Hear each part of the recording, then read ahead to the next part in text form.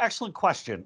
Short answer is no, not really. I've been with friends before who maybe are minorities who have been stopped, and I happen to be with them.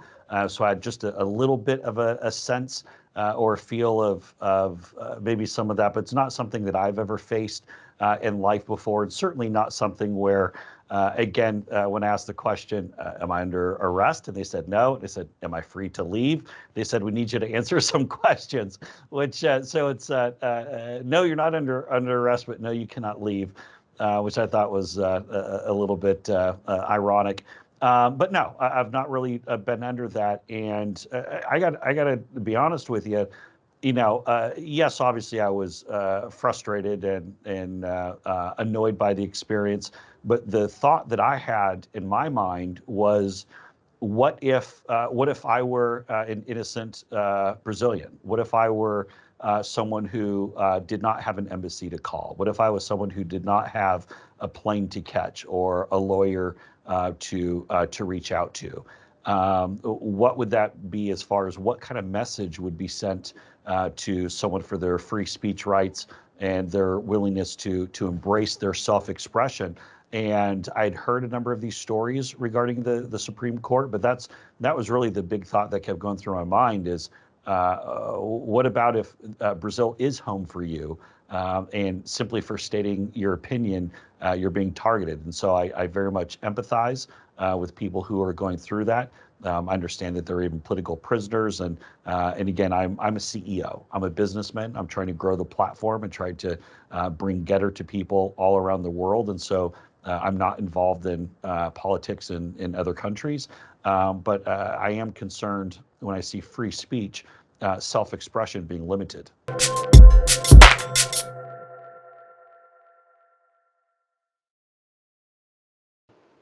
Well, I think in this case, I don't think many of the smartest people want to necessarily work at this court because, number one, we don't use algorithms.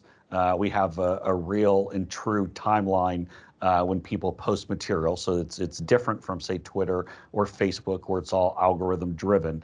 But secondly, there's no monetizing Gettr. There's no way to monetize the platform. There's no money that has changed hands. We just launched less than, I believe, 70 days ago, just 2 months ago on July 4th, our Independence Day.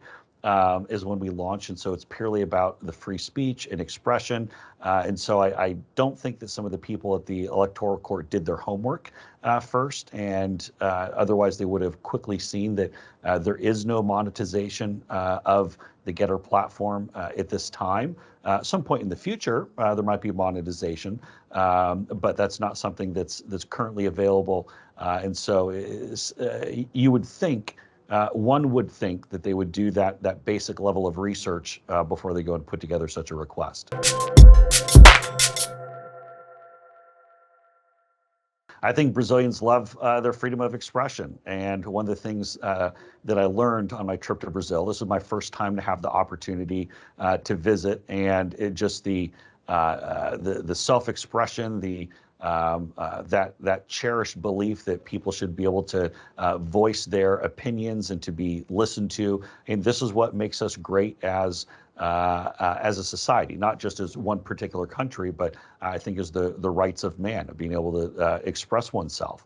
And what I've learned is that the Brazilian people very much want that freedom of expression, that they're very much concerned about it being taken away, whether that be from big tech that we see in Silicon Valley dictating what they can and cannot say, what they can and cannot share. Brazilians very much do not want their privacy rights, their data given away by social media companies to selling to other companies, which is something that other companies do. Gettr does not sell any user data, and we've made the promise that will never happen. But other companies do that, and in fact, they boast about it. And I think the people of Brazil are frustrated at that. But I think it really goes back to that freedom of expression, being able to to have that, to be able to share what you believe in your core system without having a company or someone in the government come and tell you that that's allowed or not allowed. Oh, 100%. And if anything, it further strengthened my resolve to help share Gettr in Brazil, to make sure that that people have the ability to express themselves. And look, in the future, I want to make sure that we're adding people to the platform from not just across all political spectrum. So I want people from the left, I want people from the right, I want people who don't care about politics at all, maybe people in sports and entertainment, people who just value self-expression, maybe people in music. And so much of the passion right now, obviously, is we're dealing with some of the political discrimination, so to speak. But there's so many millions more Brazilians who want to join our platform and who see this as a great opportunity for free speech. And we want to continue to invite them on and show that this is a place where people can feel safe to express themselves without being put in a digital jail, so to speak.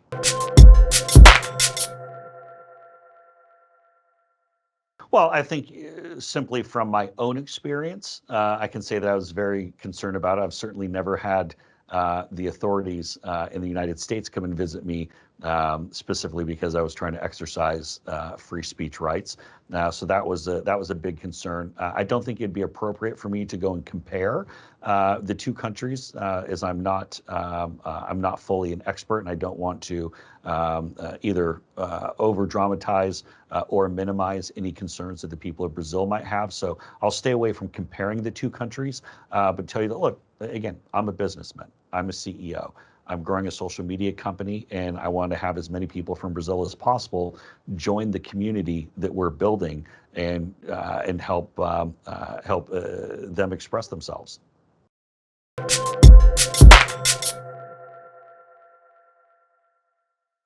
No.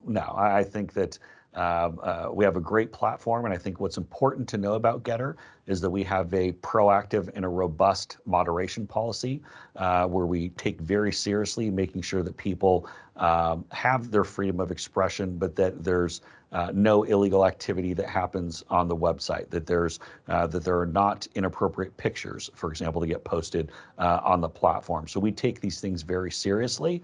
And in order to make sure that it's a safe environment for everybody to come and join, this is really our true belief. And so that's where the focus is. And as a businessman, I want to try to make it the biggest social media platform in the world. Well, I hope to come back to Brazil soon. I don't know how soon that will be. I don't know if that will actually posted on Gettr last night. Should I come back for Carnival, or should I come back for the festival in June? And obviously, I'd like to come back even sooner. So still a little bit too early to start planning the next trip. But I definitely want to take this energy and this excitement about Gettr, just seeing so many peaceful, peace-loving patriots, people who are proud of their country, out celebrating on Independence Day. I thought it was very inspiring. The fact that there were millions of Brazilians who are out in Brasilia and Sao Paulo and Rio and in other smaller celebrations all around the country. I think it's something that the country should be really proud of, and to look and say that so many people came out and were peacefully declaring their independence. And as I said in my speech at CPAC, don't just remember the independence from Portugal, declare your independence from big tech, much in the same way that we ask people to do when we launch Gettr in the United States on our Independence Day, July 4th, ask people to declare their independence from big tech. And I very much look forward to being back next year on the 200th anniversary of Brazil's independence in September 7th of 2022.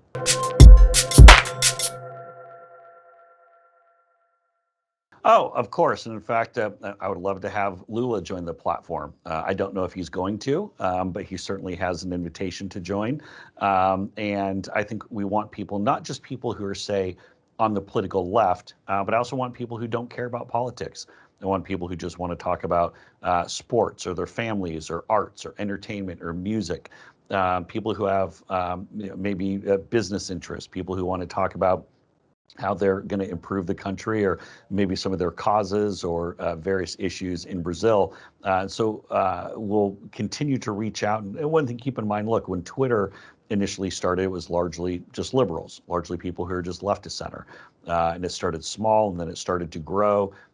We were the fastest ever social media platform in the world to get to 1 million users. We're the fastest ever to get to 2 million users. And so taking this energy, we want to continue to add people. But the fact that we've already gotten to 2 million users in just less than 70 days, that's very impressive. And especially to have as many Brazilians as we have joining the platform, I think is quite an honor. But we continue to make outreach and continue to try to bring people with different worldviews on board. But keep in mind, it's like a pendulum with regard to free speech. The passion and the energy might be in the center right at the moment, but we're only one instant away from the passion and the speech of the free speech movement being on the left of center. And I want to be here to help both.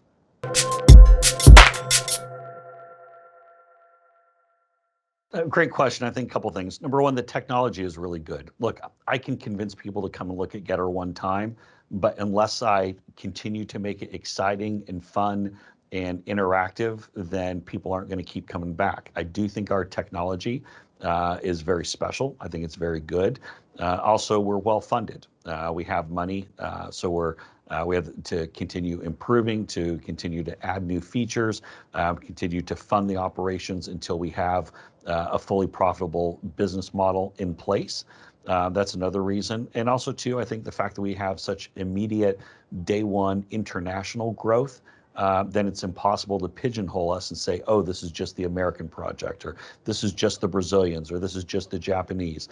The fact that we're 2 million globally, with half of that being in the United States, half of that being outside the United States, is different. No other social media platform has exploded in that type of fashion so quickly out of the gate. So we're definitely what I would call unique. I don't think there's anyone who's ever done quite what we have.